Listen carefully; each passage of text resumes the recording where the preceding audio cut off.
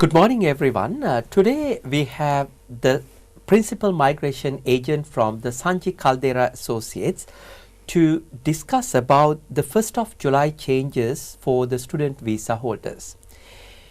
Now, first of all, we would like to welcome you back to Sri Lanka Morning Show program, Sanji. Yes, good morning, Tushara.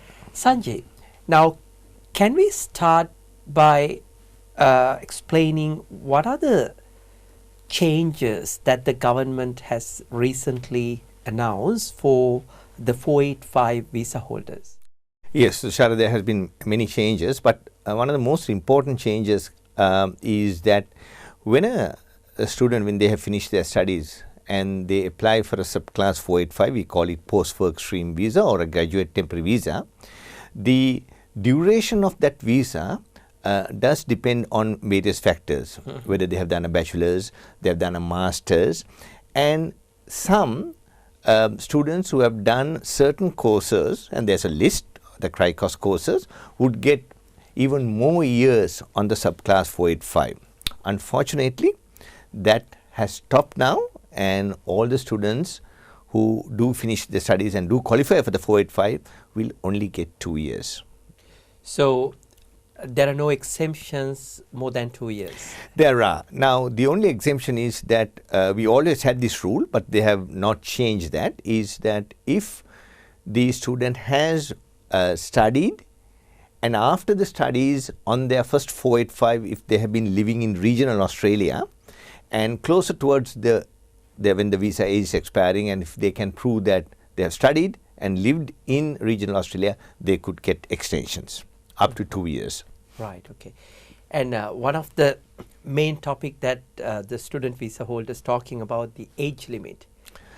Very sad. Yes. That is something we all feel about it. It's an unreasonable decision from the department where they didn't give any exemptions. They brought in the rule a few months ago, effective 1st of July.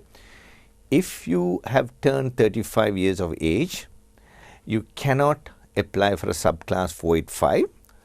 Of course, there are some minor exemptions, and that is if you have been studying a PhD or a master's by research, they will be exempted. So, and also British and Hong Kong passport holders, also they can be over 35 years of age.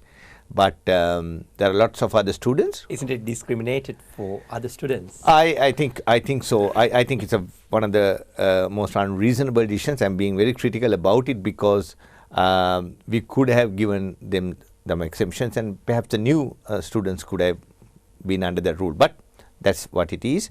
So we have to discuss what are the options for people who are 35 years of age and completed their studies, because certainly they don't get the 485 visa. Yes, that was my next question. So are there any options available for the students who are over age 35?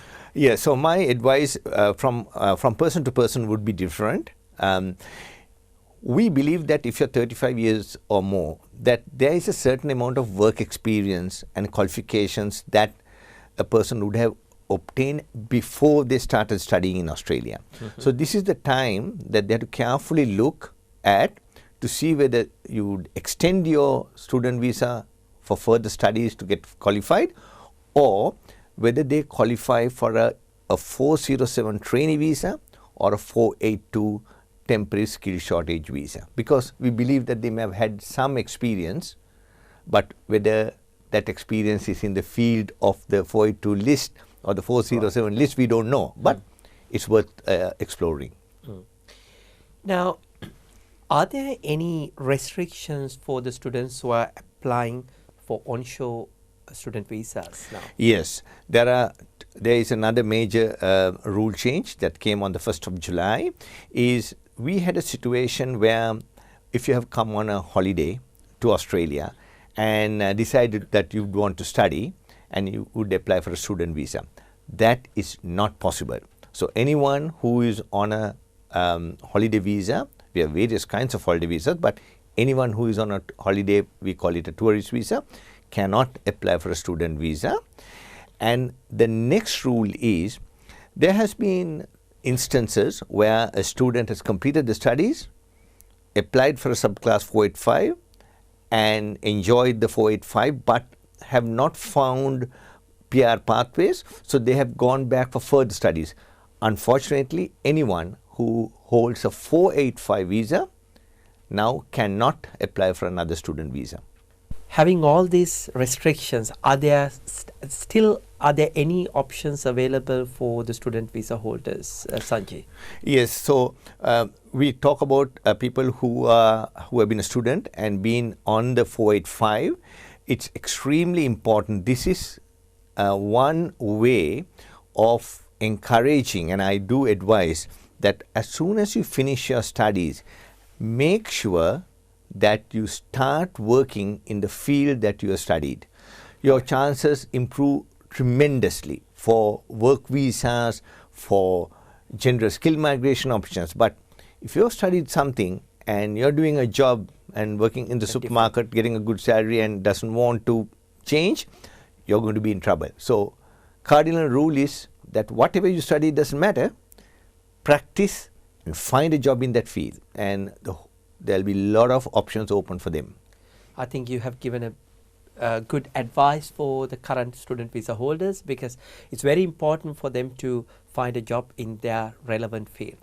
So I think we've discussed some important facts today regarding the 1st of July changes for the student visa holders. I think the students who are viewing this program may have some other questions. So if they want to contact you, how they can contact you, Sanji?